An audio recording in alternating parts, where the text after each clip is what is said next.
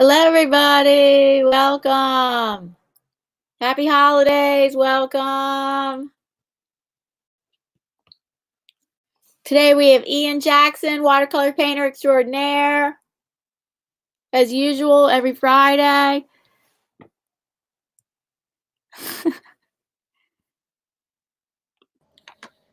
Hello. Hello. I might have to. Well, we'll see once I get on full screen. I might have to move the. What's it looking like? Okay, let me put you on full screen. Oh. Yeah, because I've got portrait. I'm gonna have to zoom out a little bit. So should I do it manually, or should I do it? Let's see if I can adjust it. Non. What is that? Venice? Is that Venice? Hey, it is, yes. They asked for simple, and I'm going to give them simple this week. Nice and simple. Oh, let's see who's in the chat already. We have, hi, Mystic Unigon. Hi, Skeeter. You go. Oh, that's it. That's the one. That is the one. What, Skeeter? No. Hi, Madonna.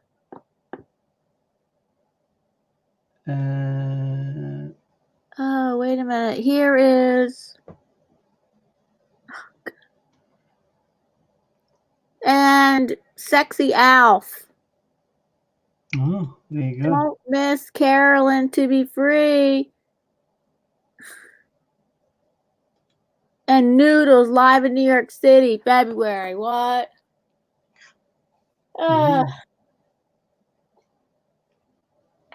Okay, we know who Noodles is. So Alf, I hope that you're going to be polite. Yeah, just remember there are rules within YouTube now, and you can get kicked off. So always be polite in the chat, and you can also be traced back if you keep doing it.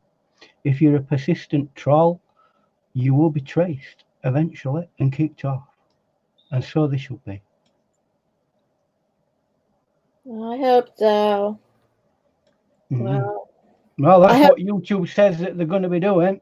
So, they didn't say they're going to trace people. No, it says that there's going to be they're going to be watching for people doing and saying particular things within. Yeah, right. And if they're found to be doing it in several groups or several chats, they can do something about it within the community boundaries. So they should do it. If people are going in and just spoiling everybody else's fun just because they want to be grumpy, then they should get kicked off. What they need to do is go and see a psychiatrist. Not sit on YouTube and waste our time. So anyway, that's sorted, so I don't need that anymore.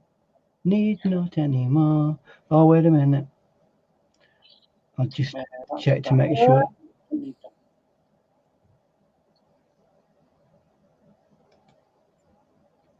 Yay. Right. So I'm going to go now to... you're live, aren't you? Yes. Okay, yes, you are. Hi, D. Mickey. Welcome. Oh, dear. What's this? Channel art. What have we done here? No! I just wanted to bring something up about last week.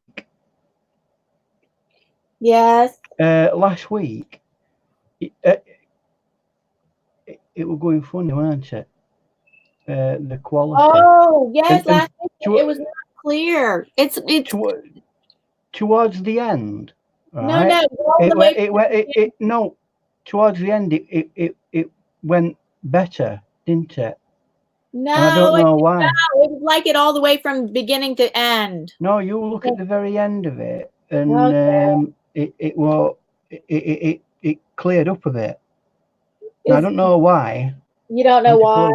I don't know why, 'cause I didn't do anything to it. But it is what it is now. Today's looking good. Last week was worse than usual. Today's looking good. It were poor. And it might just be down to a poor, you know, when you get a poor telephone line and you can't hear somebody. Oh, right. So you want to like say, literally. okay, we can't hear you. So let's get off and then and let's get on it. Call back and let's get on a new line, like something like that. Yeah. Well, sometimes it's down to that, a poor line. So, right. Like try next time that happens, we should try ending the stream and starting over. Potentially. I mean, if it's that poor and the images that you're trying to put over are critically important, then I would say yeah. But I didn't know at the time that it was that bad, because I don't watch it on YouTube. I watch it on the Zoom, not the Zoom, the StreamYard, and it's perfectly clear on there.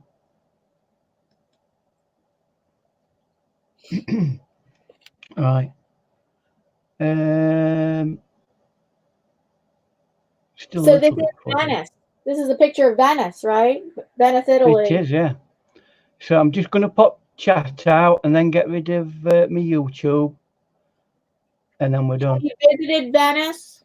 No. I nearly got to go and see Pink Floyd once there. Nearly. Whoa.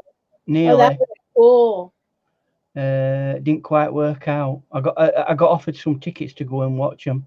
Somebody couldn't make it, and they knew I were a Floyd fan, and I got offered them, but I couldn't get hold of a temporary passport in time to go for it. So unfortunately, oh, now I see the whole thing. Like YouTube looks different than StreamYard. It looks a lot different. YouTube is soft. It's like unfocused, focused, unfocused, and StreamYard, it's holding the focus.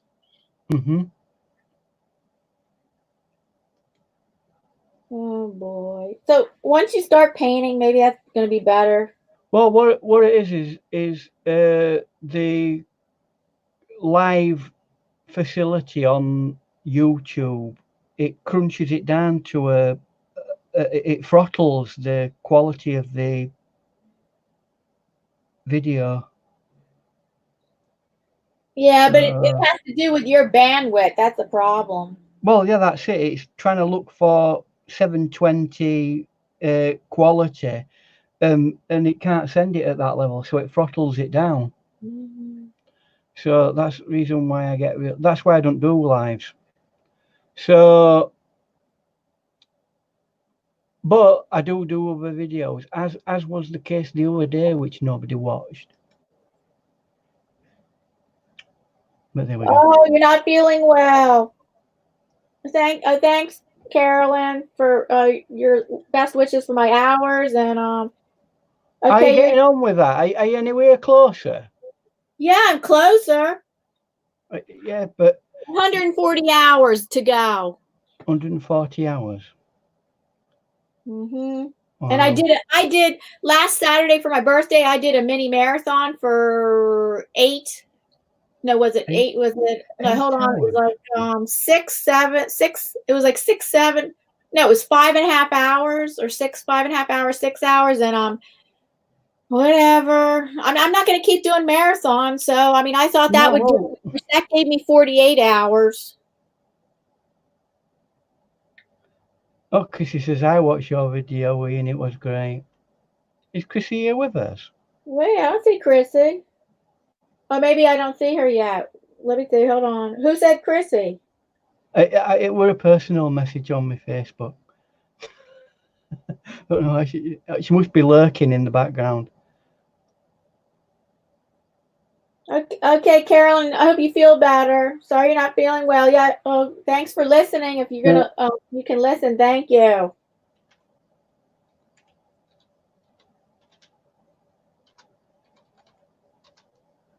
Right.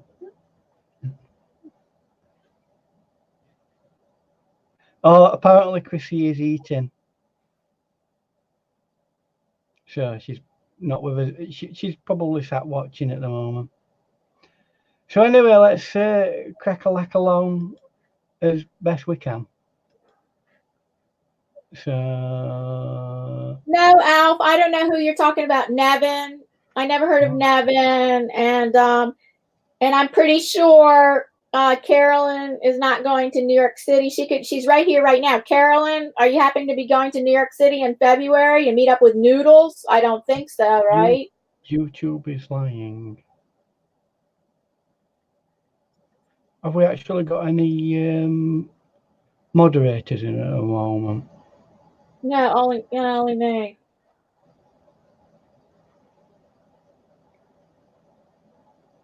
We're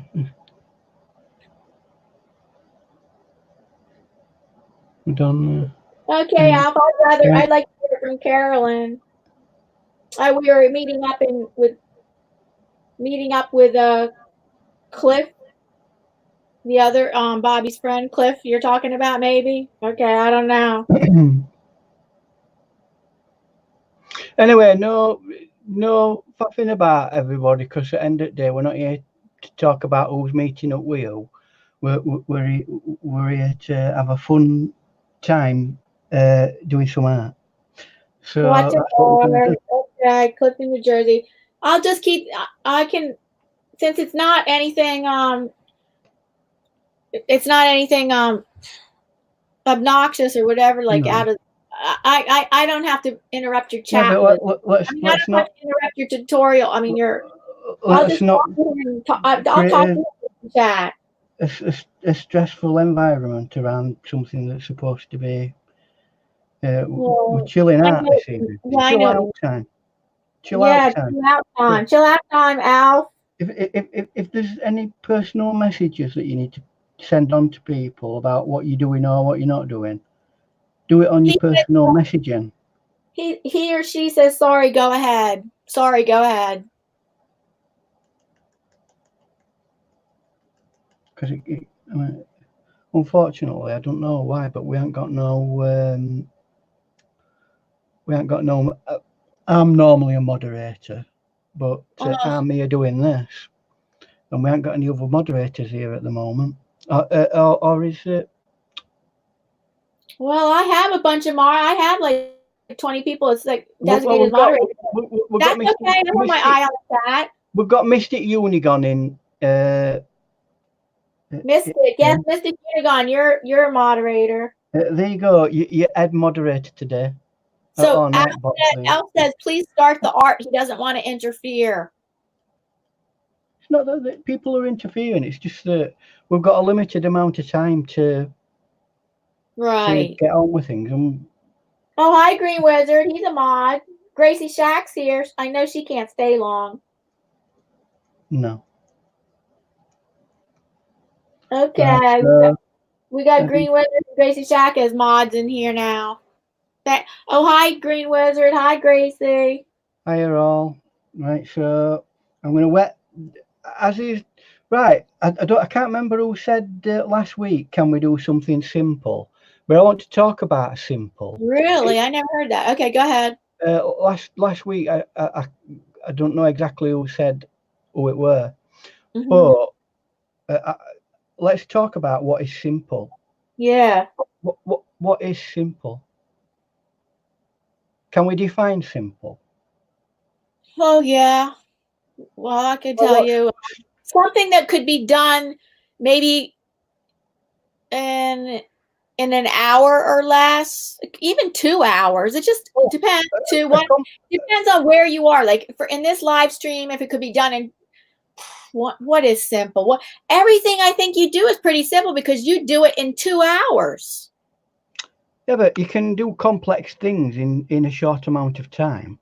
That's just being efficient with your time. So, I'm going to come down here, and it don't matter about me covering over this because it's all going to get done over. I'm going to generally make sure that I get around this area. There you go.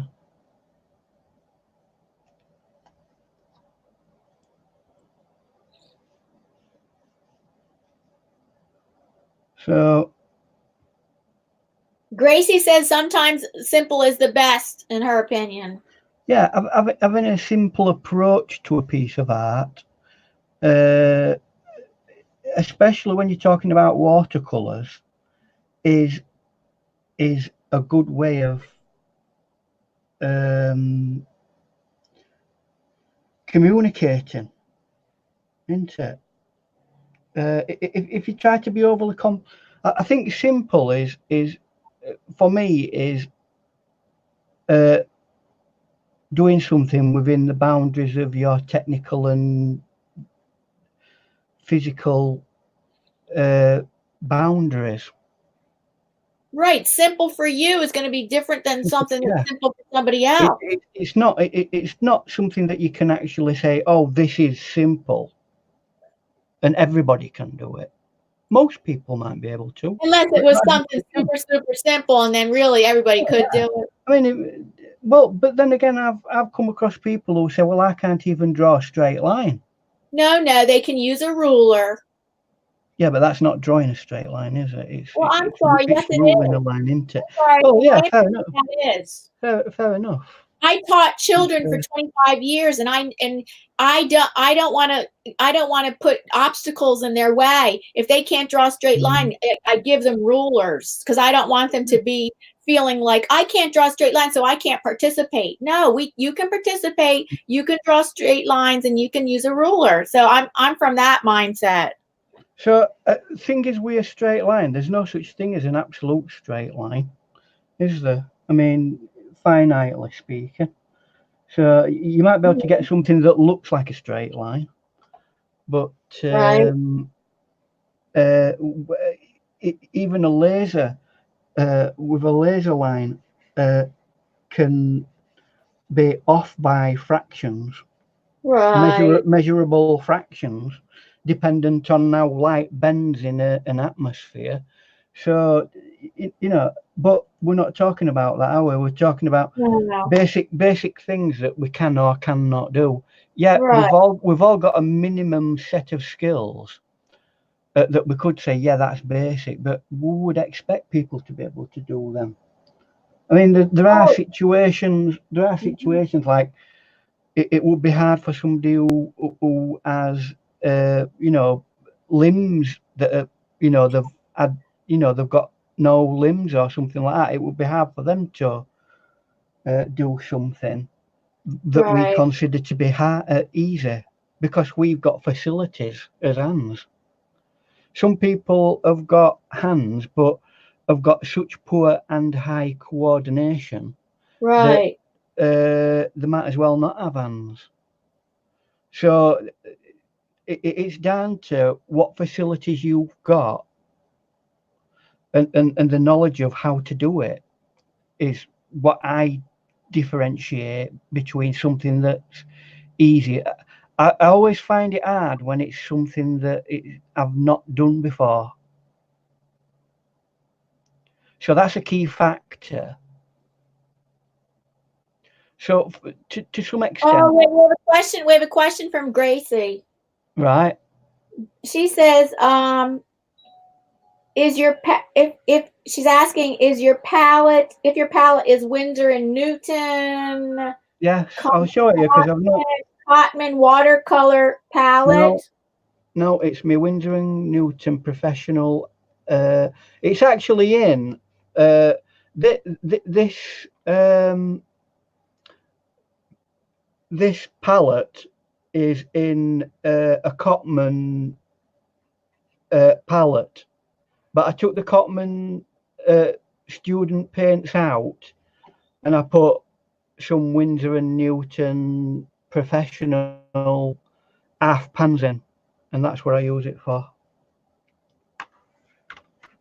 So that's that. Need to find special magic. there's a difference between that and simplification, right? Now we've already just made mention of that, haven't we? Simplifying a piece of artwork.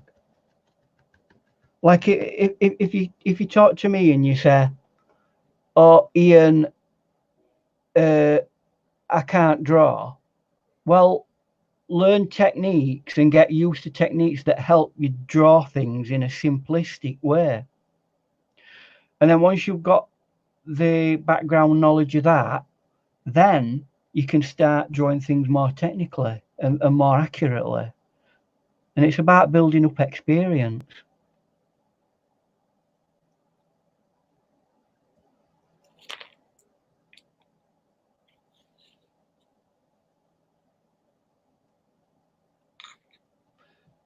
Mm-hmm. Well, it probably is. That's probably, we are the equivalent of what's that, Nana's cooking, whatever. I have to, you know, with watercolors, guys, it's not quick fire like acrylic painting. You have to leave it for so long to settle, or it, you know. So I have to take natural breaks within the painting. That's unfortunately the way of watercolors. So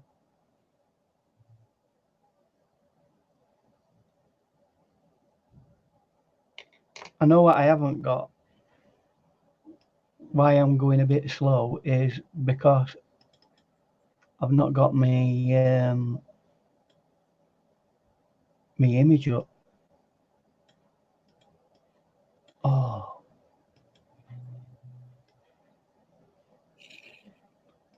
so that's there.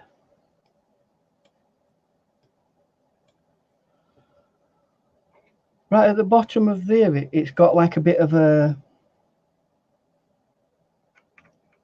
light yellow rising up. Oh, I didn't want that.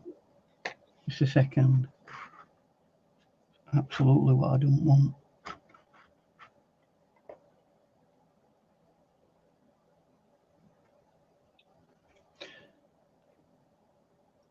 That's actually I'll do that.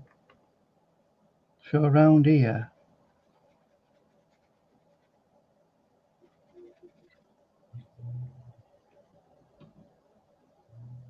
it's got like a yellow underglow. But that might look strong there, but we're gonna feather that out. And when you get that yellow to the blue, you always get like a neutralization near it, like a zone where it's really neutral. You look at the sky when there's a yellow bit at the bottom and a stronger blue, and there's a meeting point where you get a neutral grey tone to it. So that's what I'm trying to do here. I'm trying to feather in some neutral and let it naturally flow in.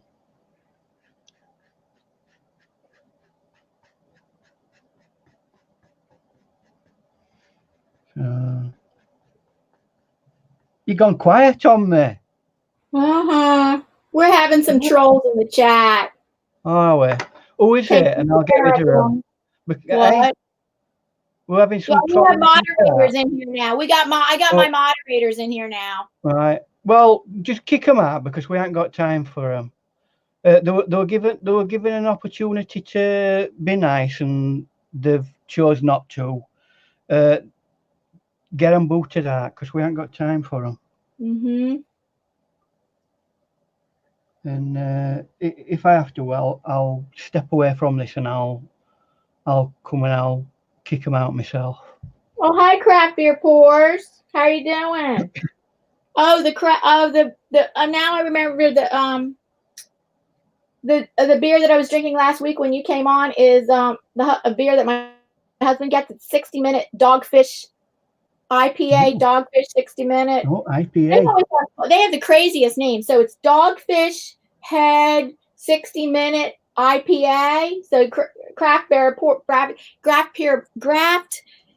Pours is an expert. So I'm sure he's going to He'll know exactly what I'm talking about. I think I've had some IPA beer. Oh yeah, there's all pub. kinds of IPA, and most of them taste like grapefruit juice to me. Oh no, these are proper lagers. The ones I've had.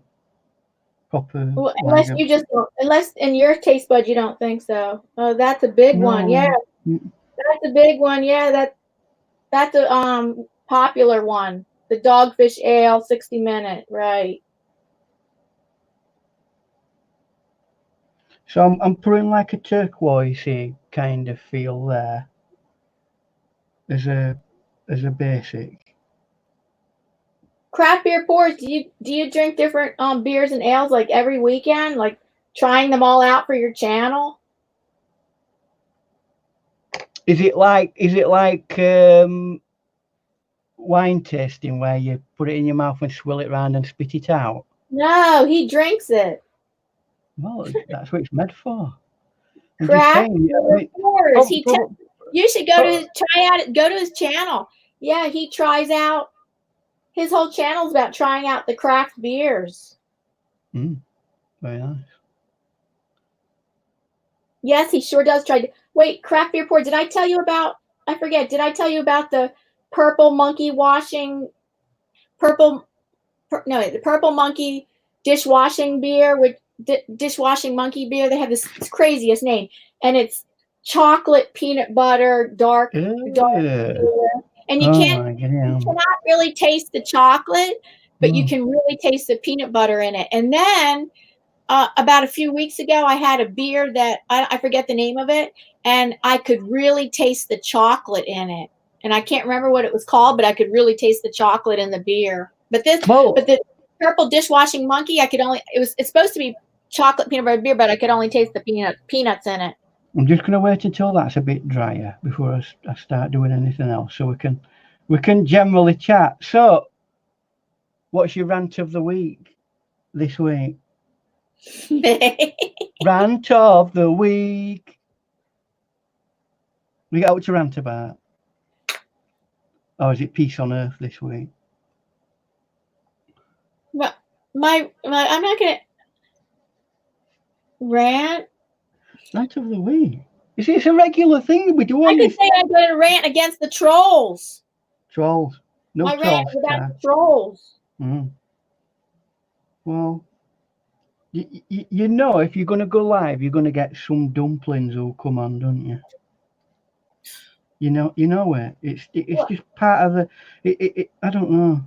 No, it seems like some streams get it more than others. Well, it's just, if some mentally disabled people come on your channel that don't know how to conduct themselves in normal human society, even though they're normal people, they attach themselves to you and they keep doing it. It's as simple as that. I won't give them time at day. I'd just ban them and just keep banning them. It takes less than 10 seconds to ban a person from your chat. Oh yeah, and they change their name. They change their account. Listen, it's a lot more harder to make an account than it is to press a button to ban a person. Okay. It's one press of a button. Don't put them in timeout. Don't put them in timeouts for people who are normal, regular people who said something a bit out of order. Right? People who are trolls, who are coming in just to be trolly and just to be a set of arseholes, then it's automatic ban straight away. That's what they're for. That's what that button's for. That's why people who are moderators need to learn to use that button more instead of just giving people another chance. They're not there for another chance. No, you don't get another chance. It's not live. A friend of mine, Scioli Art Studio. Yes, I'm a new friend of yours. We're new friends. Thanks for coming to the live stream. We just became friends this week. He's an art. He or she. I'm sorry. He or she is an artist, and I think they do drawing. I can't remember. You're a new friend. You're a new friend. So Sayoli, tell us what kind of art you do. Hey, they might be able to come in on a slot one of And days. Madonna says, LOL, rant of the week. Rant of the week. Can I count that as rant of the week, Madonna? Yeah, you could. Good. I've got my rant of the week in. It has been, to be honest with you, it has been an issue this week because there's quite a few people who. Really? YouTube has brought out the new bullying policy, haven't they, this week? So, right. And it has been a topic of conversation on the chat within various lives. Okay. So, yeah, we have to address it, don't we? To some extent. Did you? Madonna says yes, Gracie. Bob Ross was amazing. Did you like Bob Ross, Ian? You know, it came to me quite. No, I think what he did for art is great. You know, but he came to me a bit late in the day, really, because he weren't as famous here as what he were over because of his television programs that he did over in America. It made him a bit of an household name, but it didn't. The only time I ever saw Bob Ross is if I went into an art shop and I saw some of his, a stand with his equipment. Or his, you never saw DVDs for sale? Well, there would be a DVD there. Oh, it'd be a stand. It'd be his brushes. Oh, right. A DVD, and I thought, oh well, it's pretty much like some other artists that I've seen do all that, but I didn't realise that it was such a big thing.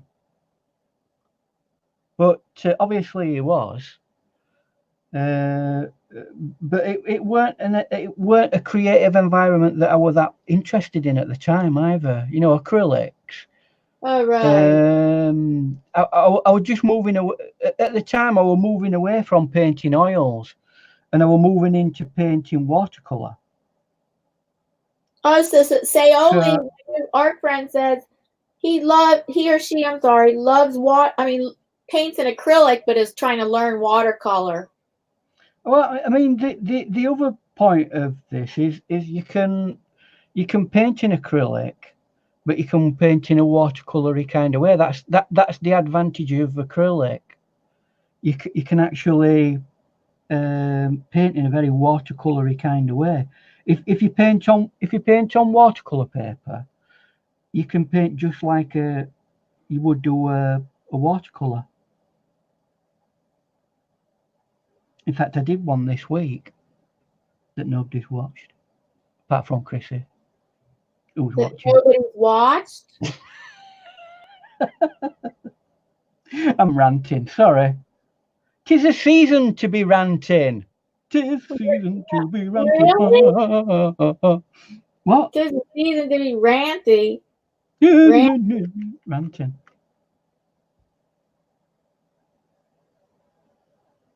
That's ranting, not renting. What you got to try and think of with watercolors is blocks of areas. Don't look at a particular thing and go, I'm going to paint all that in that one. I just had to hide. I had just had to kick somebody out with an offensive name, because you are allowed to kick somebody out if they have an offensive name. So the person had an offensive name, but it was like a little bit of a play on words. So it's obvious, but they didn't spell it out. They just made it phonetically sound like that. And Gracie goes, I was wondering about that. I was wondering about that. If it was and I'm like, yeah.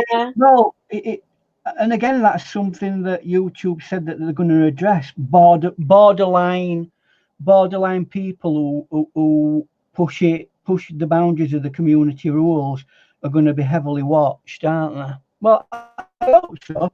It's about time YouTube got a grip of it. I mean, they've just sold us down river for all silly, stupid stuff that they've done. It's about time they got their, facilities to a standard that's right.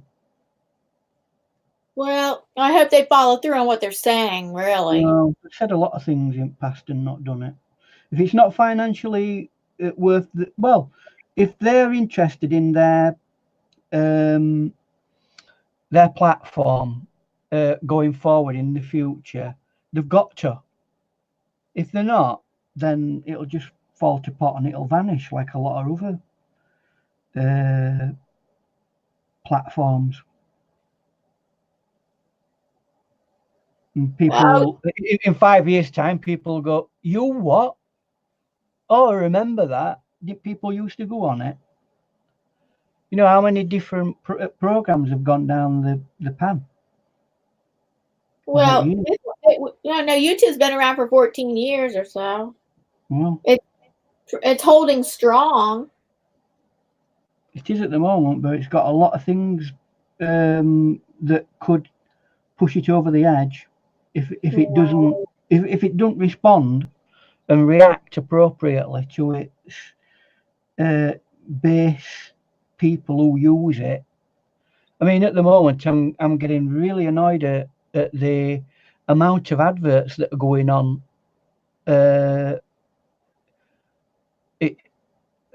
It was dreadful. Honestly, I've never had as many adverts on YouTube as I have. Oh my goodness! And how long the adverts are. Yeah. One time I'm watching a playlist because I do playlist partners with people, and I realized my computer didn't play one of their videos, and I had to sit there and like play the video again. I thought, okay, oh yeah, it's a 15-minute video. Okay, I'm just gonna sit here and have my computer play it again. And I'm sitting there, and the person is monetized, so there was a commercial. That commercial, I mean, must have been 20 to 30 minutes long. You're kidding. And you can't I'm not exaggerating. I mean, who really wants a 20 or 30-minute advert? And some of these adverts are not realistically appropriate as adverts. You know, like for people pushing the political opinions and things like that. This I'm not exaggerating. It's really crazy. I swear it was about 15, 20. I think it was 20 or 30 minutes long. You're kidding, aren't you? Well, I tell you what, it's not 30 minutes. It was definitely 20 minutes long. Definitely. It was at least around 20. I was going to tell you about me having to sit through a 10-minute long video. This one's something the video we're watching were only 5 minutes long. It was a chef's life story, a chef's story, like kind of a life story, and it was at least 20, and it could have been 30. I mean, to be frank, if they're going to do that, you might as well just have channels. Hi, Dina. Dina's here. Hi, Dina. Hello. Hi, Dina. We're on Dina's very interesting video on oh no, dealing with negative responses and things like that earlier today. Yes, we're dealing with some trolls tonight. Slightly different thing. Well, I believe Dina dealt with that to some extent. She did. There's a difference between people who troll you and people who are giving like criticism of your artwork. Oh no. Dina said hello to the troll. The troll that had the offensive name has another troll with an offensive name.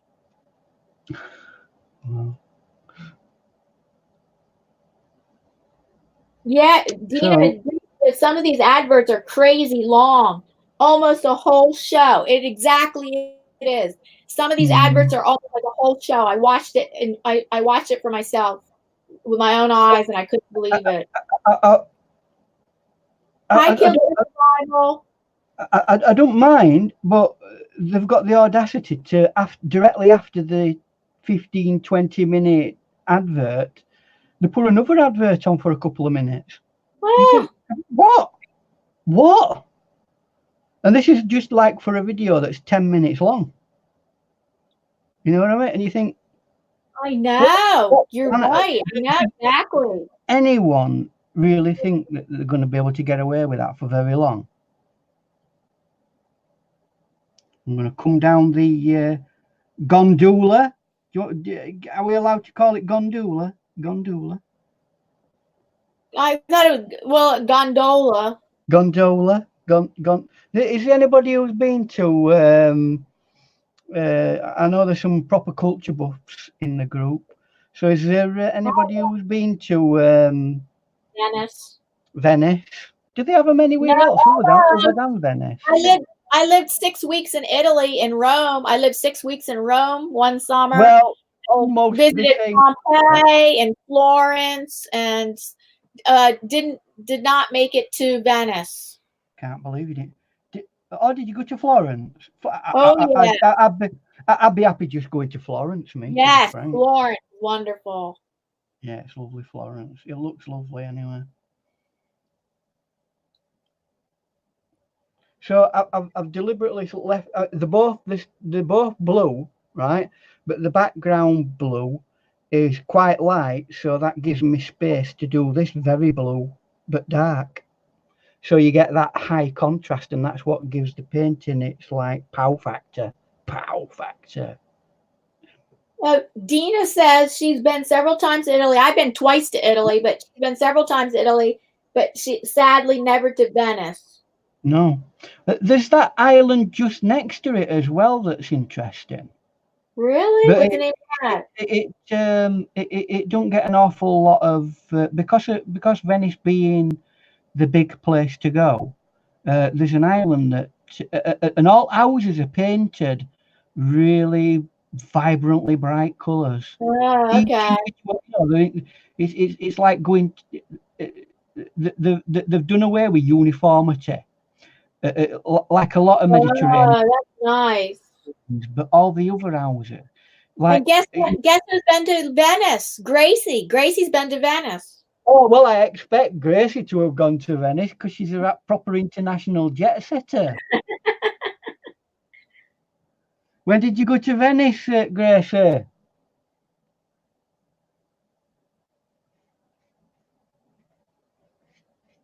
She didn't want to leave. Well, I mean, I'm not sure. I'm quite happy where I am, to be honest with you. But she went to Venice 5 years ago. 5? Yeah. Did she have any ice? Did you have any ice cream while you were in? What they call it in Italy, the home of ice cream.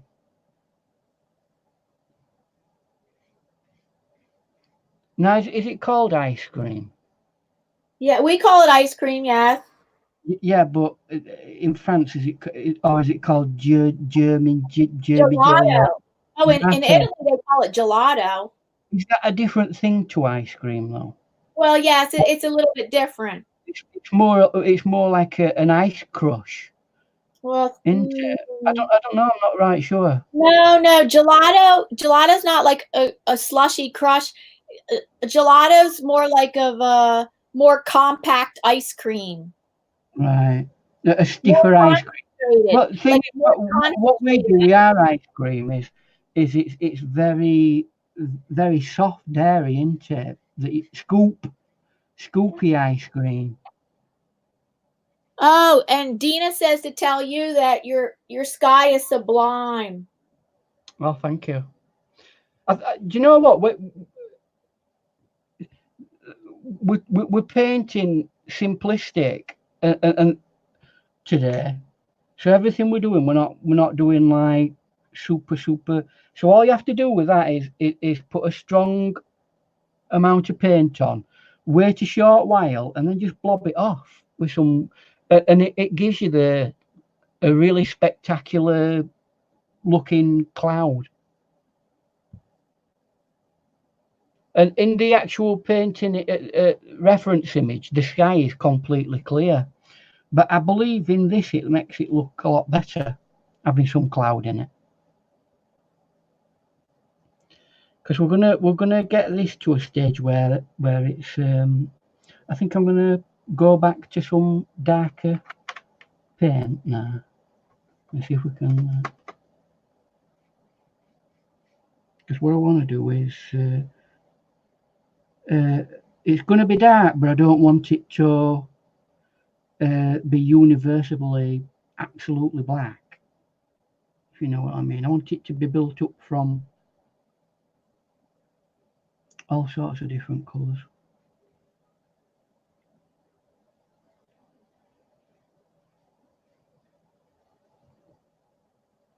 And we'll build that up as it dries. So let's go back now to another bit that's important. You know, on the no, we didn't answer that question, did we? Gondolas, gondola. Gondola. That's how you say Gondola. Right. So they have those little love seats on them, don't they? Probably. Sometimes they do. Well, just have a bench that two people can sit on. Oh, yeah. Well, they have more an elaborate chair. They might, in a fancy one, they might have an elaborate it depends. chair. That's it. I mean, if it's for a diplomat, it might have a diplomat seat in it or something like that. But I've seen them where they've got like little love art seats. So that's what I'm going to do. Gosh, I'm feeling a love art kind of a way. That's what I'm feeling. I'm feeling the love today. Even though I've done a rant. Rant. Let's get a bit of... I know you're staying at your father's. You're seeing your wife on the weekends or during the week or something? We tend to do, but it's unfortunately at the moment, not only is Mrs. Jackson not 100% well, there's problems with the local rail line that gets us to where we might not see one another until, unless we go. Thing is, at end of the day, we normally go into a big city and see one another because it's halfway, right? And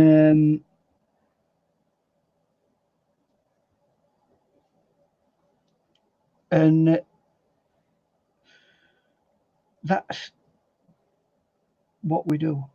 But at this time of year, the last place you want to be going is into a big city, because it's a living nightmare. People going and doing the Christmas shopping and all that sort of stuff, and I can't do with that kind of stuff, not under normal circumstances. Yeah, but you're going to be together on Christmas, are you? Well, what does it matter? Maybe not. Thing is, I mean, right, my wife's a specialist care nurse, right? And she's more often than not, in the time that I've been married to her, she's at work most of the time during it's like all hands on deck during Christmas period. So to me, it's like a period where I think, well, what difference is it than any other? I mean, we've not got kids out like that, so it's not a matter of, we've got to do it for kids out like that. And to be frank, I don't know. It just don't. Christmas. Sorry, guys. Christmas don't mean zero to me. Okay. So, and it's I don't know. It's just not. Put it this way: if my wife wanted to do something Christmassy, then fair enough, I'd make an effort. But I'm not that bothered, and neither is my wife. So why bother? You know, why just keep going along with everybody else? Right. You know, you got to have Christmas, you got to have this, you got to have that. Honestly, you look at the cycle throughout the year of things you've got to have because everybody else is doing it. And then people wonder why. Some people won't go bankrupt and have debts because they've got enough money padding them. But look at all these people who are having to get loans and borrow money off people just because they've got to try and keep up with other people's. It just riles me beyond belief. Oh, is that a second rant? Yeah, I guess that. Two for price of one. Right, let's change water over. And JC, I asked her how she's doing, and she says she's keeping warm and having hot chocolate. Well, great, because that's exactly what I've just done. Where is my coffee? Look, it's just at the very bottom of my coffee, look. Okay, Gracie's gonna go. Bye, Gracie. Okay. Are you getting off? All right then, Gracie, we'll see you whenever we see you. I mean, this is probably the last one for this year anyway. And although... Ooh, what's that? Hmm? Oh what? My God, that's your coffee cup?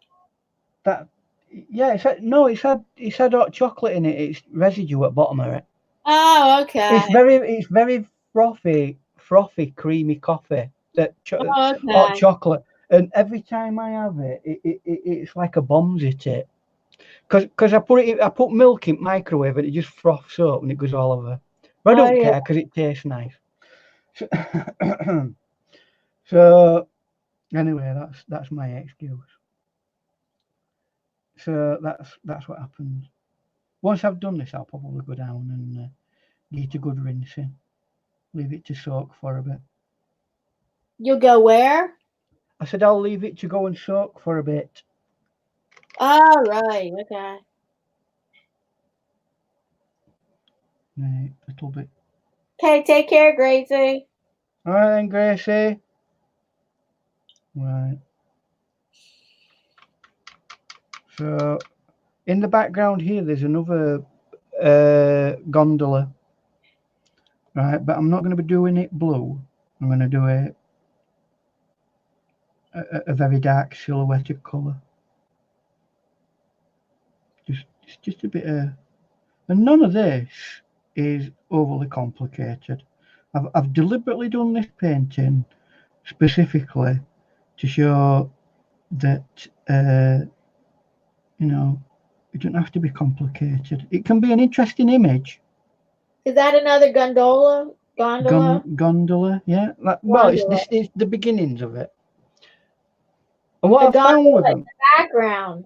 Yeah, it's one in the background, and that's how you can actually create interesting depth. Add depth and that, yeah.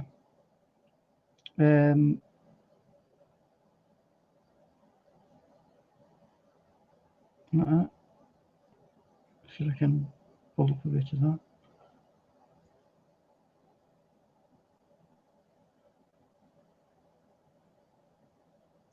Bring a bit of that down. A lot of times don't you use the same brush almost throughout the whole painting? I do, but I mean, up to now, I've used at least these two. I might have used another one, but I'm not keeping a track. Oh, okay. Have I used that yet? I mean, I will use this, but these are two I've used up to now. I used that as a big filler brush to go over most of it, but these are my brushes of choice. That literally you can do almost every type of painting you want with these. Right? With those types of brushes, they're called French pointed mops, right? Right. You can do almost every brush stroke you need to do. Fair enough, you need to learn it. I think you would need a smaller angle, at least one more smaller angle, like a medium small angle brush. Yeah, because you know the types of painting that you do, the paint itself is very.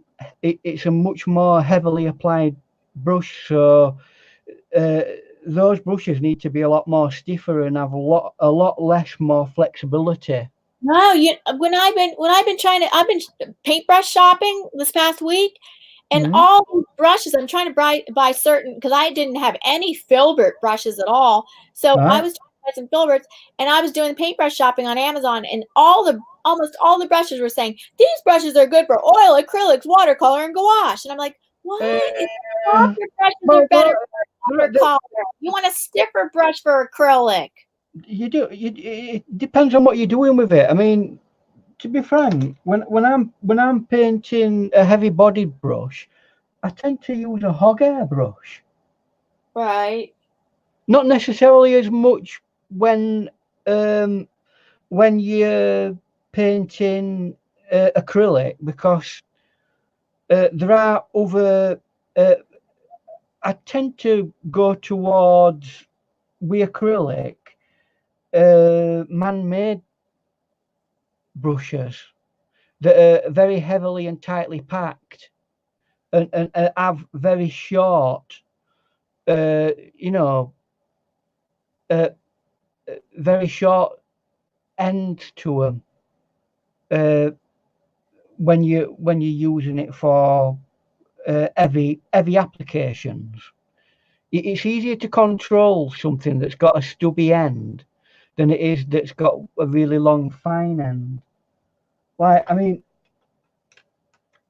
look at this, right? I forget what they call them. Hi, TS Business. He's a new. He or she is a new friend of mine. Nice to see you here, TS Business. Nice to see you here. This rigger brush.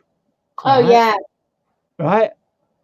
Perfect for watercolor because it's not heavy bodied, but it gets a lot more harder once you start using heavy bodied to control one of these brushes. A lot harder. So some people use angled brushes to do thin straight lines. Green Wizard made a joke. He said you wring out you wring out or wash out your brushes in your hot chocolate. Probably, yeah. Well, can't be any worse than wringing it out in that.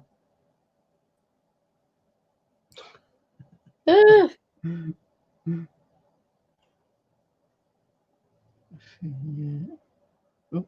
Oh no. Right. Tactical error, which we can use to my advantage.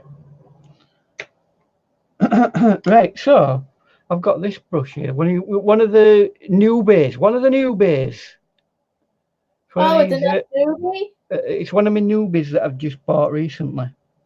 And I'm going to make a strong mix, a dark mix. Now, in one of the things that you'll see a lot in Venice, because it's a port and they have boats, are these poles that stick out at water. So we're going to put some of them in, because it'd be a miss for me if I didn't do so. So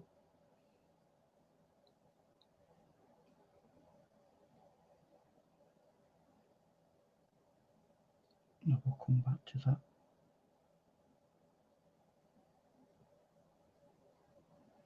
And they're pretty random, these things. So I'm not going to be like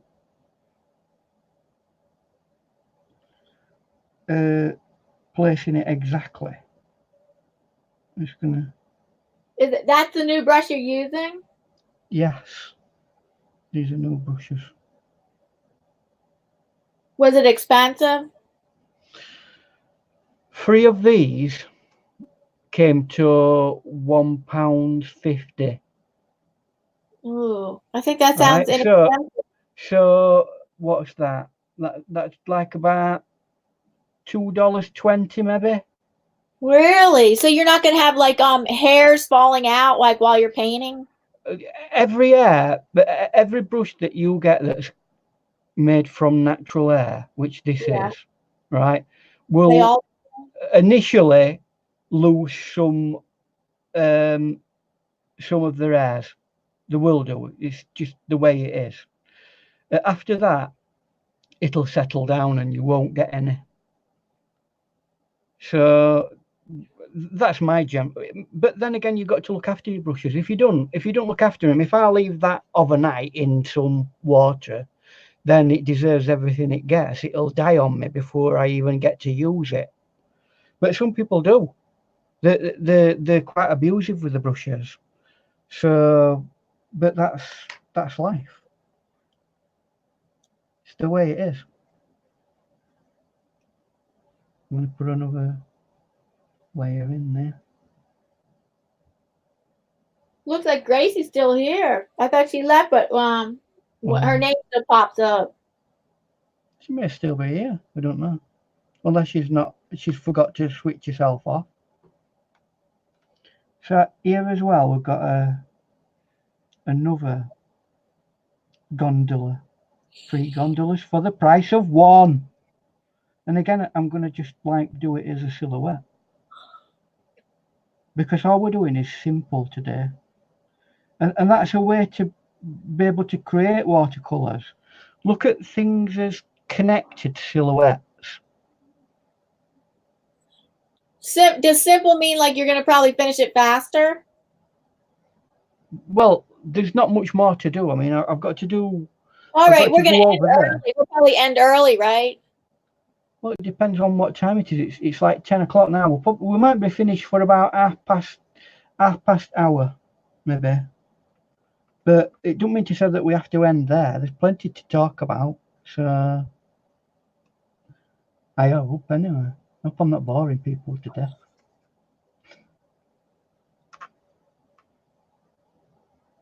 So this is where I start getting some interesting colours into. It's just to make it, a bit more interesting. And I'm doing this fairly dry brush as well. So I've got loads of control. Oh, you're gonna make that boat darker. Yes.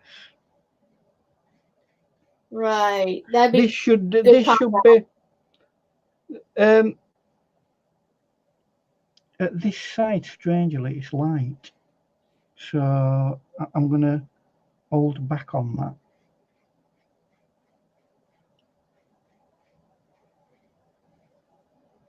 And we'll put put another one on this, another coat on this before we end. So JC says it's beautiful, Ian.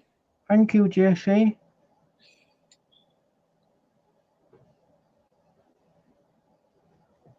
I just wanted to do something that potentially any of you could do today. Really? This is not hard. You've just got to get out of your mind that it looks hard, therefore it will be hard. I think I could. I see what you mean. There's most of your paintings. I'm like that train. No, never. Well, with the train. No, I don't think so. But this one, I think I could. Well, this is. Or when you do those harbors with all the harbors with the boats and the windows and the cityscape. I don't know. Not just cityscapes. Complex landscapes are difficult. Well, that's it. It's going back to that. What is simple, isn't it? Simple, yeah. Simple can just be a thought in your mind. Can be a what? It can be just a thought in your mind, an abstract idea. Yeah. It's not. It's all relative. It is, yeah.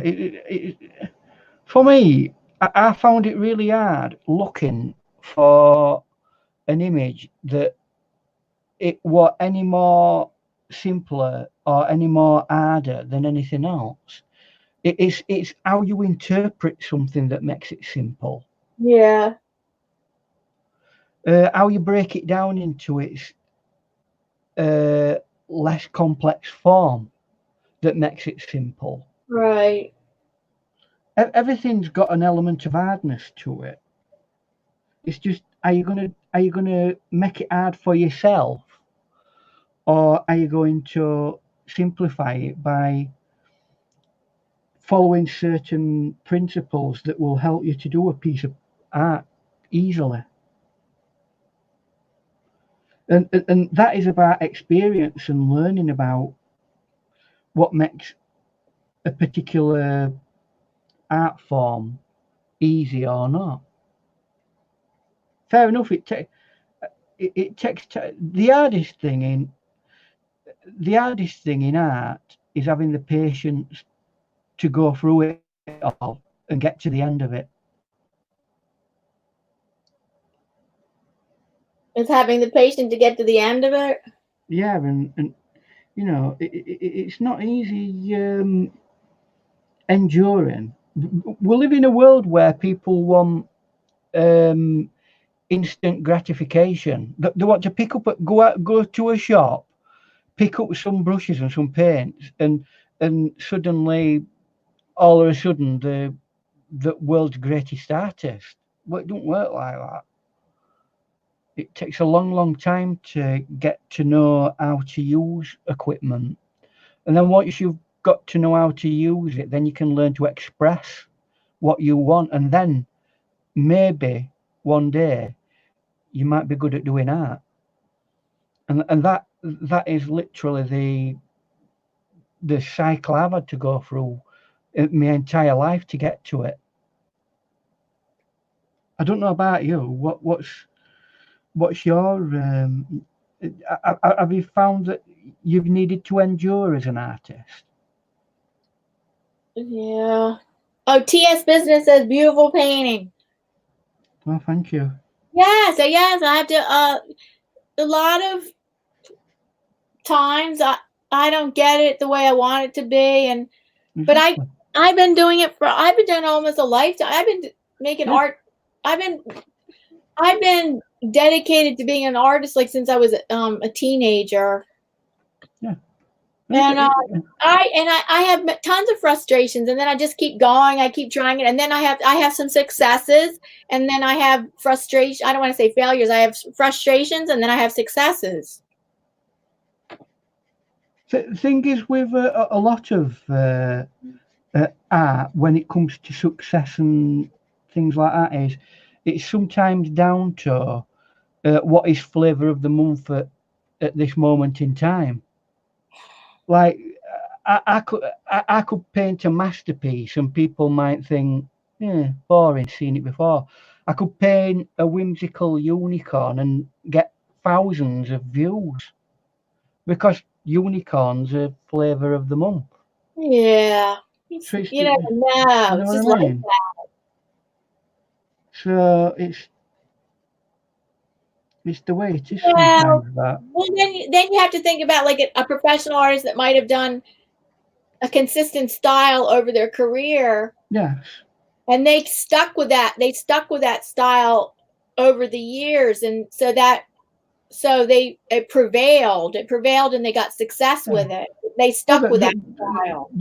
They've come to a point where they're the master over that style. Yeah. Yeah.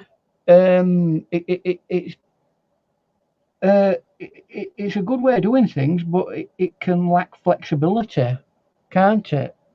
Well, that's why I think in your own free time, an artist like that would want to do other things, but they're not going to show it, but they could do it on their own free time. Well, I was watching a video earlier today, and this professional artist, he says, I do this type of work for me, pro work. Yeah. And that's what I'm known for. But when it comes to my artwork that I like to do, it's a completely different set of things. Very few people. Yeah, but I mean, that's the balance, isn't it? That's what you have to do. You have to do some things that personally motivate you and keep you going as an artist, but you also have to bring the bread and butter in. Oh, if you're a professional. Yeah. If you're a professional artist, of course. Mickey says self-doubt. It's the artist's curse. It's the hardest part of being an artist, I think. Yeah, it can be. Yeah. Not having that bravery to like go, yeah, I can do this, and then missing out on it. I don't know whether that's what you mean. Yeah. Hi, Stephanie Pooch. She says, very beautiful, Ian. Thank you, Stephanie. Yeah, I'm just gonna like key a few of these like bits together over there because I feel they're looking a little bit a teeny weeny bit separated. Yeah, self-doubt's been one of my curses. There's no reason why you should doubt yourself, because you know for a fact that you'll have done paintings and you'd think, oh, I really don't like what I've done there, and then somebody comes along and says, "Do you know what? I love that." I know, isn't that So, like so that? what we've got to do is look, produce the artwork as best we can, and once it's done, it's out into the wide world for it to be critiqued by the 8 billion other people on the planet. Yeah, a lot of artists will You know say, what "Oh I no, mean? I don't love this. I don't love," and they don't want to let something go. They don't want to finish. They don't want to let something go, or they don't want to stop unless they love what they've done. But sometimes you say, "Okay, this is good enough. This is as far as I can take it. I can't do anything more with it. It's not one of my favorites." And then it turns out somebody else loves it. I'd love to go back in. Love to go back in time and ask, you know, some of the master artists what they thought were the best paintings, and then take them round an art gallery and say, well, this is what everybody else thinks you're, and see whether it's exactly the same. And see, and you want to see what? I'm sorry, I was reading a chat. And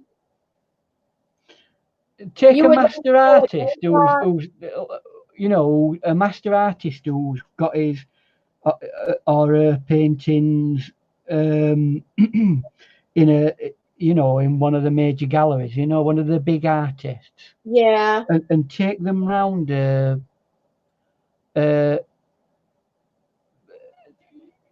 a chat with them about what they thought were the paintings that they loved the most. Oh, okay, right. That they did, and then Right.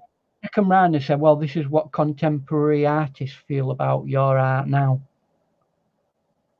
It's a bit like that episode of Doctor Who, isn't it? Do you remember when he took Van Gogh around around the art gallery because he were having doubts about his art and whether he only sold one piece his whole life. Because Van Gogh, I could imagine, might have had a lot of self-doubt because he only sold one painting his whole life.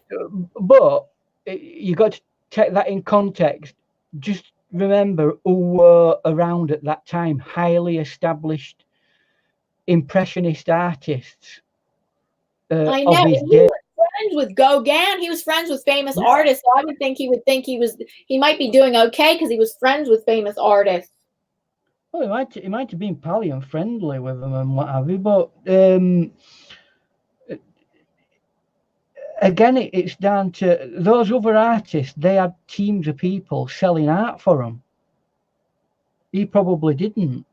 And oh, even though his brother Theo was an art dealer. Yeah, I know his brother were an art dealer, but if he only ever sold one painting in his life, then his brother's not that good an art dealer, is he?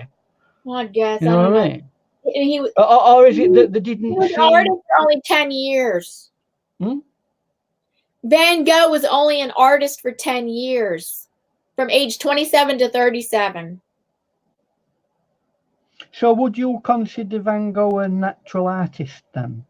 You know, someone who was brought up as an artist. And well, he didn't want to be an artist at first. He first wanted to be a minister, and he studied for that. But then at age 27, he decided he wanted to be an artist, and he painted hundreds of paintings within 10 years. That 10 years from age 27 to 37, and at 37 he died.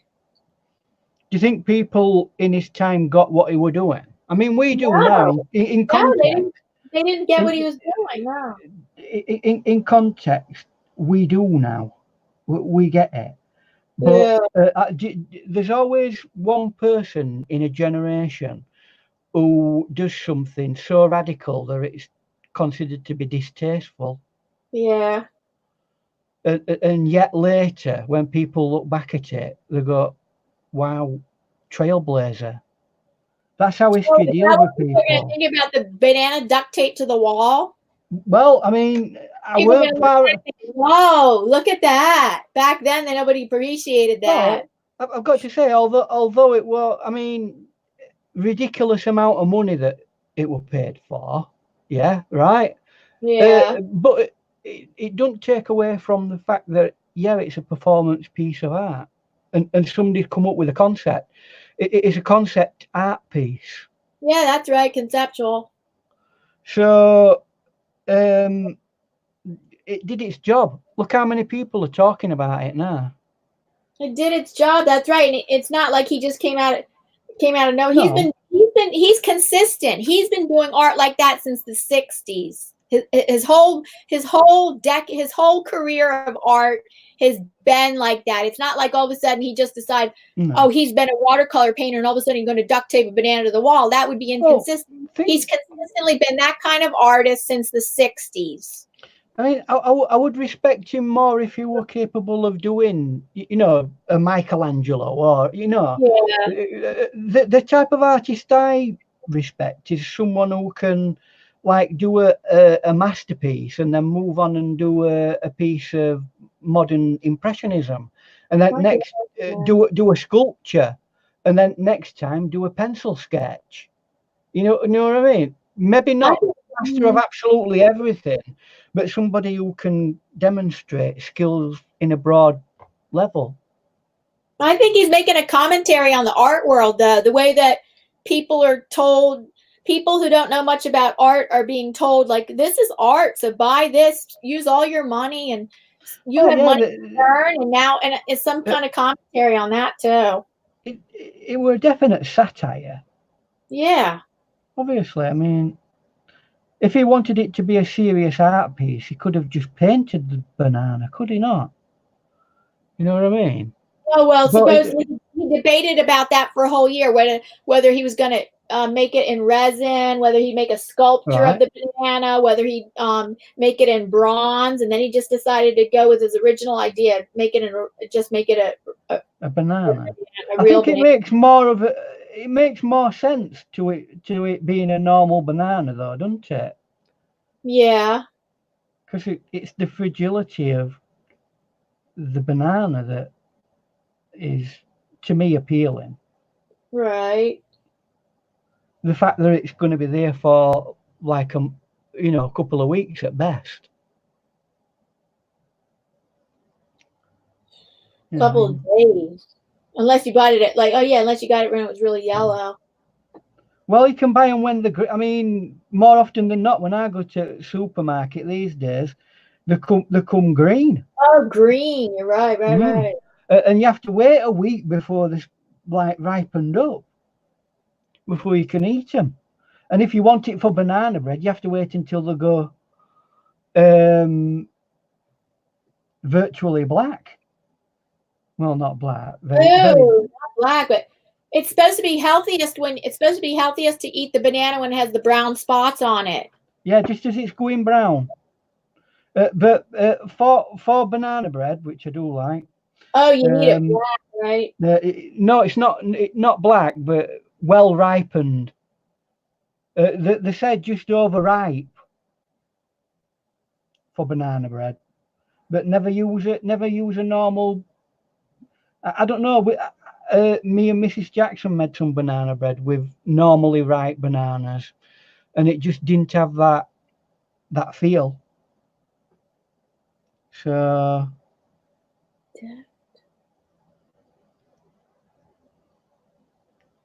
Not to. Oh, we have another Ian in the room. Ian Matthews, also from the UK. Oh, there you go. I think Ian's been on once before. Yes. Oh yeah, he was on here a while ago. Nice to see you. At Diana, I don't know what he's talking about. Deft touches.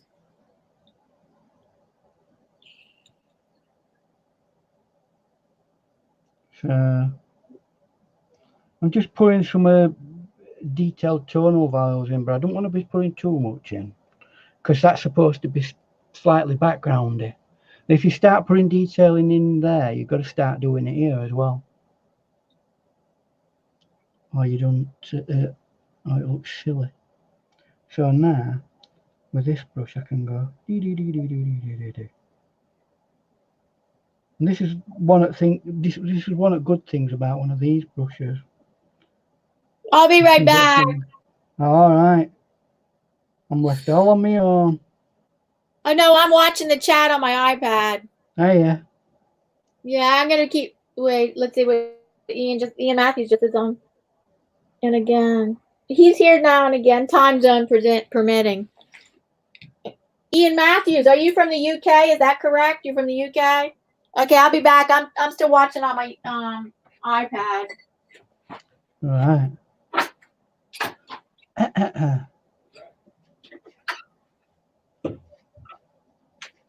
Just in foreground here, just make the water a little bit choppy.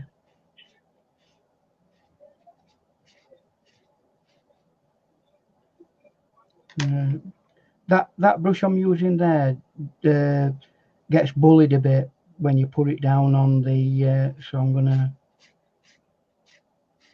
use a brush that can handle this amount of aggression, because that's an important part of choosing a brush, whether your brush can actually stand up to the amount of roughness that you're gonna give it. Let's see if we can like feather that out now.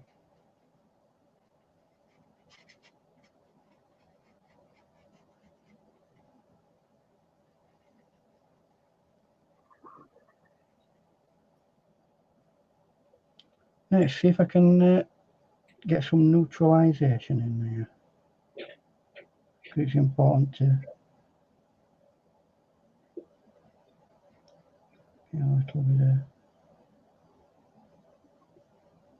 These are them sticks that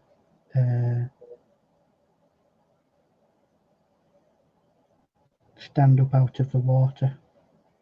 And yeah, we are doing a picture of Venice for those of you who've come in later.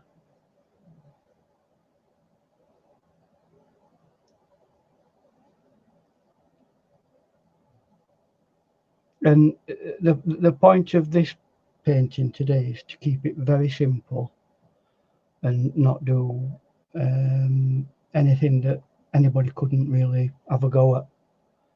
And if people are actually interested, I can pass them the image on, because the reference image is I think it's a Pixabay image, which is free to use. So if anybody wants it and wants to have a go at it, let me know and I'll send it on to whoever wants it. So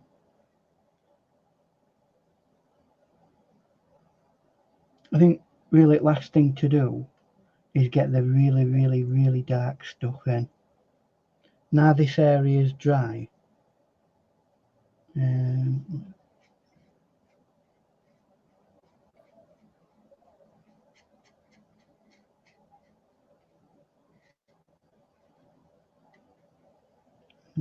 A little bit like that.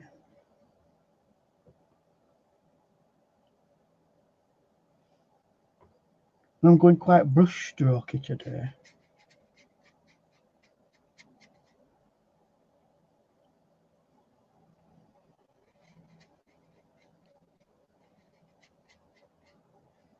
Quite dry, that.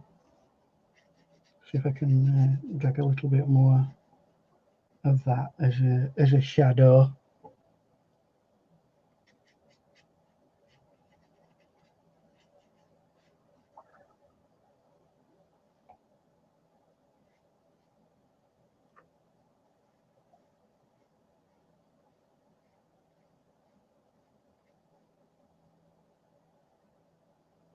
And a little bit more here, and then I'll blend that in. And I'll do that by just adding water to it. Yeah, it looks. We can being really careful now when I get up to the top here. Yeah, and you got like an essence of colour in it, even though it's a silhouette. Now that might dry again a lot lighter, so yeah, okay, you can like go back over it. But Just bring that in a bit more. That's another gondola. I'm just wondering whether that needs to be.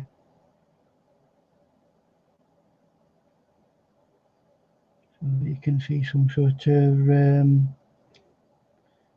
That's going to be quite choppy. Like that.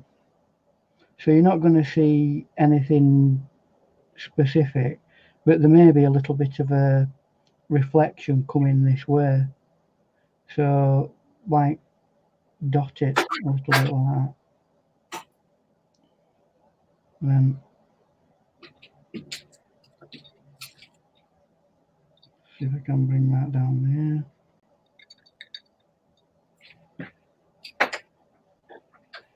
there. Hello, I'm back. Then there is back. Just in time as I were running out of things to say. Ian Matthews said he is from the UK. He said what town he's from. Hey? Ian Matthews. He's mentioned it before. Yeah, Manchester is in next one across from me. Oh, you guys are live near each other? Manchester's about 40 miles away from where I am. I'm in South Yorkshire, Barnsley. So I keep meaning to come over to Manchester to go to Cass Art. And I know they've got a really nice Fred Aldis as well. Although there is one at Leeds.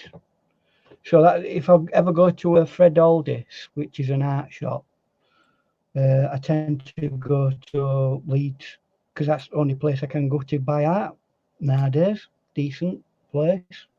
That's a specialist shop, which is sad.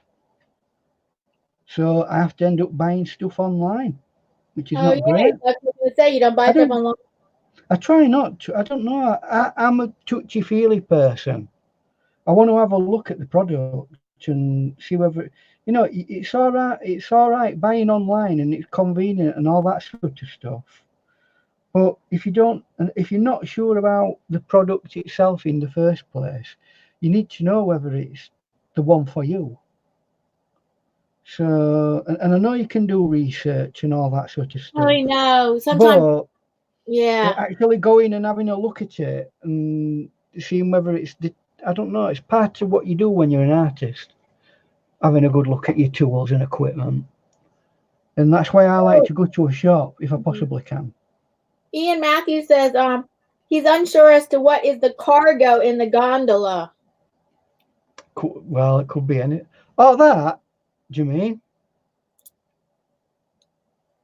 I guess. That there. So what we've got, I don't know. There's a gondola there, and at the back of that, there's some buildings. Right, that's the gondola. They're the buildings. There's a gondola there that you can only just see the head of it. I don't know what I don't know if it's I don't know what they call it. That bit that sticks up. In front and behind of that, there's some sticks that they have. Periodically in the canal, they have loads of these like sticks, and I would assume that they use them to tether the gondolas to. Here is the back of a seat that they have in the gondolas that looks a little bit this red thing. And I've made it into like a love art because this gondola is a love art one. Oh, it's like the top of a heart.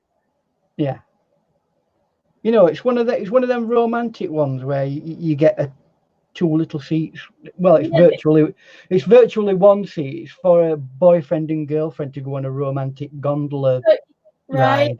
That seat, the heart seat, you didn't paint red. It's like a brown. It's brown. Well, it looks brown to you, but to me, it's fairly red. It's as red as I want it. Oh, okay. Just remember, a lot of this is silhouetted. So light's coming from that direction. So you're not going to get an awful lot of light there. Anyway. Your colors are colors are much more muted than my color palette. Well, I always take into account that, I mean, it's very popular anyway for people to do super bright colors. Well, I don't do it Now, because it's popular. I just do it because that's me. well, you do that because maybe your eyesight needs to see things brighter. I don't know. No, I don't know. I think I've always been like that. Mm-hmm. Right. That's me told off. So yeah. Well, I've got to say I'm not far off finishing now with this. So what we on? 28 minutes past. Yeah. So if we've got anything else we want to say, really, Oh, is any? well, what did you say? Next Friday, you didn't want you Well, I didn't say I'm not going to. We're just gonna have to play it by ear. Oh, you're gonna play it by ear? It depends because I mean I might have family things to be doing. So, but then again, I might not. Oh, okay. Play it by ear. So, Next Friday, everybody, we play it by ear. We don't know.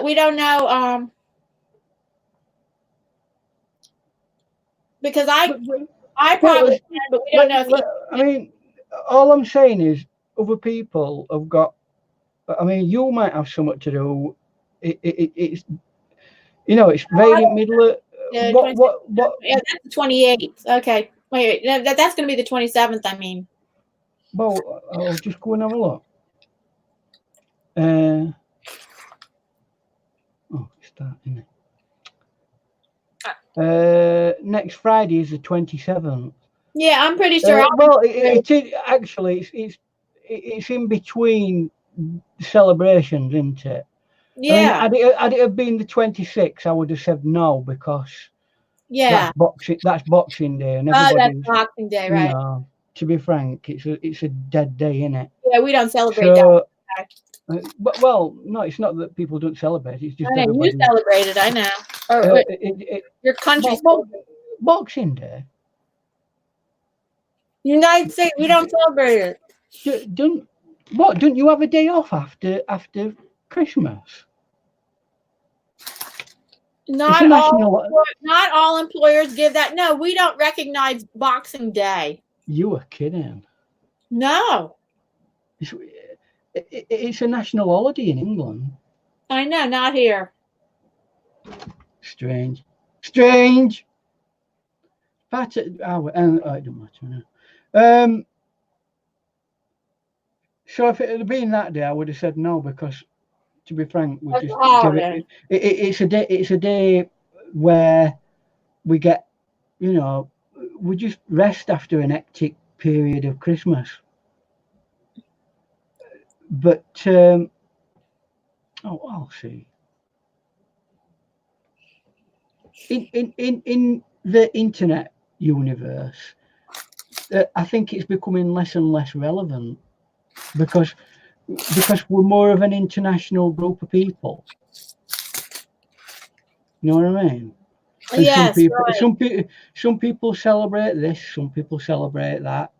You thank them and say, have a nice whatever, but it don't mean to say that you're celebrating it, does it? Right. So, everybody comes together and we all celebrating different things.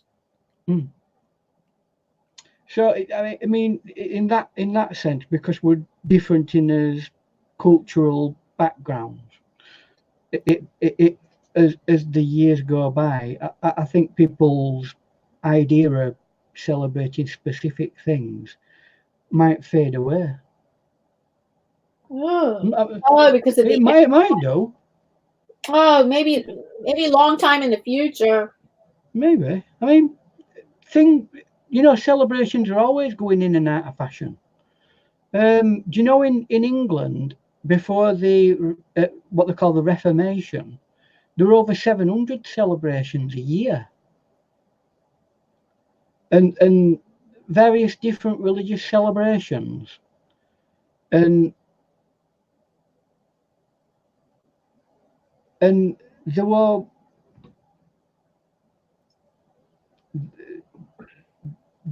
like slowly but surely done away with. Oh, okay. Until we got, and strangely enough, one of them, which were heavily Thanksgiving, because we used to do Thanksgiving. Oh, in England. To do American Thanksgiving? Well, I think America got it from us, but we got rid of it. Oh, okay. So it's just that in America you decided to keep that as one of your holidays. Ian, I have to ask you, there's somebody just joined our chat. I want to know if you know them. Arthur Moorhead? Name rings a bell. He does faux finishes. One of the things he does a lot of faux finishes. But Arthur Moorhead, welcome. Nice to see you. Scarlol. Yeah, that's what he said. Scarlol. Okay. I think he said he made it up to a live stream score. Yay. I know, sometimes that's an issue, isn't it? I mean, I went on somebody's live stream the other day, and because I was scrolling through me what were on YouTube at the time, and I found them, and I went in and I was there for about half an hour, and then all of a sudden, what pops up? Oh, so and so's doing a live stream. Oh yeah, half an hour too late. So, you know, actually knowing when one is there is sometimes a difficult thing. But so. Oh, he also paints murals and fine art too. Murals. Murals. Yeah, I know I think he paints a lot of murals. What do you mean, murals? Murals. M-U-R-A-L. Yeah. Big wall, I know. big wall mural. But for me, murals is a very broad. Okay, why don't you, Arthur, can you explain a little bit? Can you explain to Ethan a little bit about what kind of what kind of art murals you do? Is it generally artwork onto walls? Okay, that can be designated as mural, but other things can be as well. Let's see. Let's wait for his answer. Because I mean, what I'm trained to do, sign writing, could be seen as being a mural. When I think of mural, I think of like artwork on a wall. It is, yeah. But then again, so is. Wow, like if you did a whole wall that was like just like a big giant sign on a wall. An entire wall. Yeah, that would be a mural too. I think I would call that. Yeah, well, that's it. There's all sorts of different explanations for mural. I mean, I've seen a piece of a large. Generally, murals are quite large paintings. Right. And they're so large that they tend to be done on sides of walls and things like that. You know, it's that kind of thing. I mean, there are some people who do murals on windows for shops at this time. You know, put like Christmassy kind of things on, and that's considered to be mural as well. Although that's a bit close. Well, it's just like large scale. I don't know. It's difficult to pin. It's like a lot of art. It's difficult to pin it down to one thing. I see what you mean, right? It covers a lot of things. I mean, what I do when I do an actual commercial job with sign writing is virtually a mural. Although it's not fine art, it does have some graphic application, and some people do put pieces of fine art in amongst the in the sign writing as well. So it's all very interesting. I'll check you out. Let's go and have a look. Yeah, check him out. I don't know. I don't know if he's going to answer or if he left already. Well, I could check. Let me check. Let me check if he's still here. But it might be he can't answer. Yeah, he's still here, but maybe he's busy and can't answer. Yeah. All right. So you finished the painting? Yeah, that's me done. Yeah. Oh, very, very interesting. I shall have a good look at that later because it's related to sign writing, a lot of that. So he does a lot of faux finishes. Besides the mural, the faux finishes. But the art murals, I would have to check out too his art murals. 17th and 18th century art and show. What? Why? Come on. It's okay. I've done it. It was just held for. Because he put in a link. No, I didn't put a link in it. Just no, that's Nightbot. I'm looking at Nightbot. 17th and 18th century art and what? Wait a minute. 17th and 18th century art. Trump Lloyd. Trump Lloyd ornamental, grotesque, landscapes, seascapes, like Ormolu and Rococo and Baroque styling, decorative styling. See, I mean, when I were at college, you know, faux finishes, it were an element that you had to do from decorating. It were advanced decorating. And you had to do things like marbling, which were really interesting. I love that. Yeah.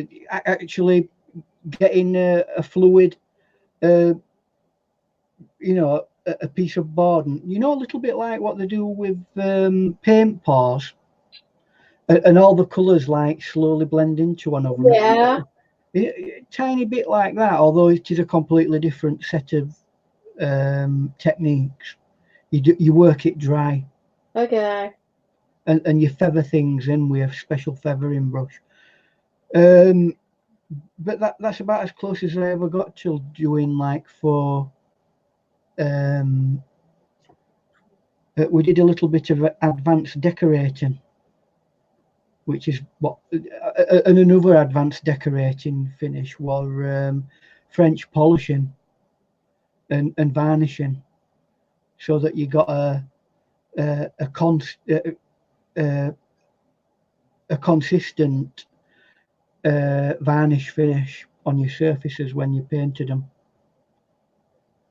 And they were parts of what we did to learn sign writing, which is considered to be one of the decorative arts. Oh, right, okay. So, one of the oldest commercial art forms in the world, sign writing. What, sign writing is one of the oldest? They've got, I mean, there's examples of like signs that were painted for outside of shops in Roman period. Ah, okay. So I don't know a huge. I mean, that's what we got taught about, but I'm sure in even older civilizations like the Greek period, mind you, I think in Greek period it was more common to carve into stone. So. And can you see the chat? I can, yes. Oh, yeah. So Arthur says yes, marble and columns and wood graining. Yeah, wood graining. I didn't do any wood graining, but I did do the marbling. Really interesting. This guy came in and he could do also. Honestly, he made it look like it was. To look at it, it was real marble, But my goes at it looked like I'd just painted some lines on it. Yeah. We're particularly brilliant at it. But you don't need to be if it's up on, thing is with sign writing, if it's like 12 foot up in air above a shop, you don't need to be hyper detailed about it. You can get away with it not looking exactly like, you know, absolutely, because people are not going to be looking at it directly in front of themselves. They're going to be a fair distance away from the actual thing anyway. So with sign writing, to some degree, you can get away with it. Oh, okay. Yeah. Yeah.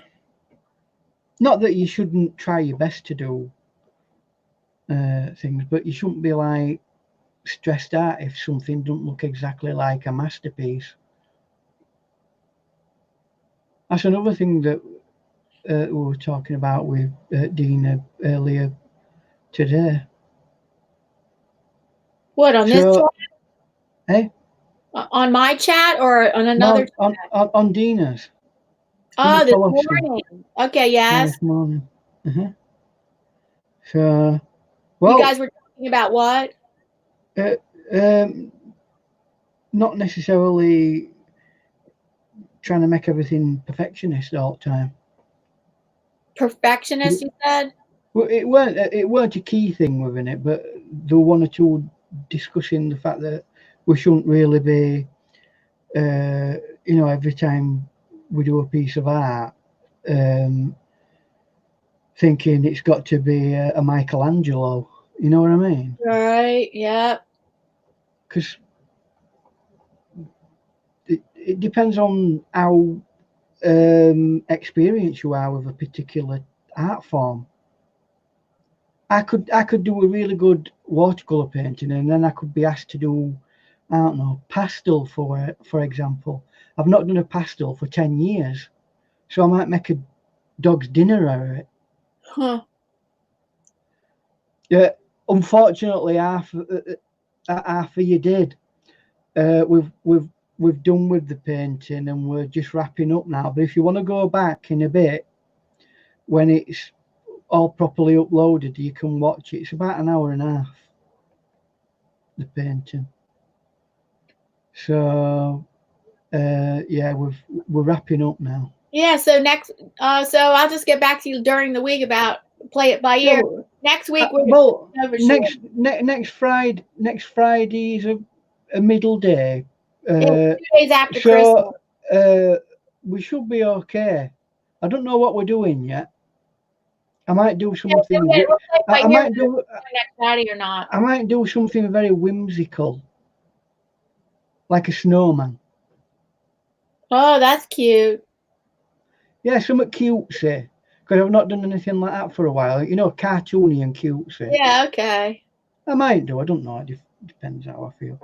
I'm not particularly into that kind of art, but yeah, I want to be able to show people that there's all sorts of different types of things that you can do with watercolor, not just the traditional landscapes and. Oh, right.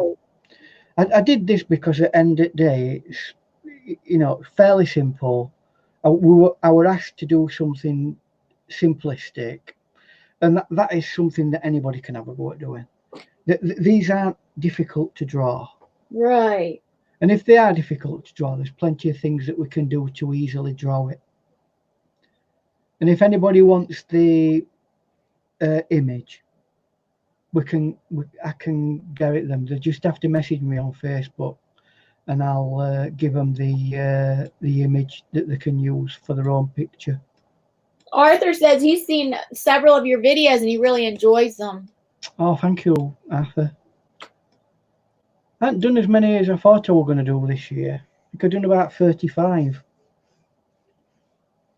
So I might try and step up. Well, so as long as we don't have Coppergeddon in January. Yeah. Hopefully I'll be stepping up my videos next year. Hopefully. Okay, so I guess we're gonna wrap it up. Yeah.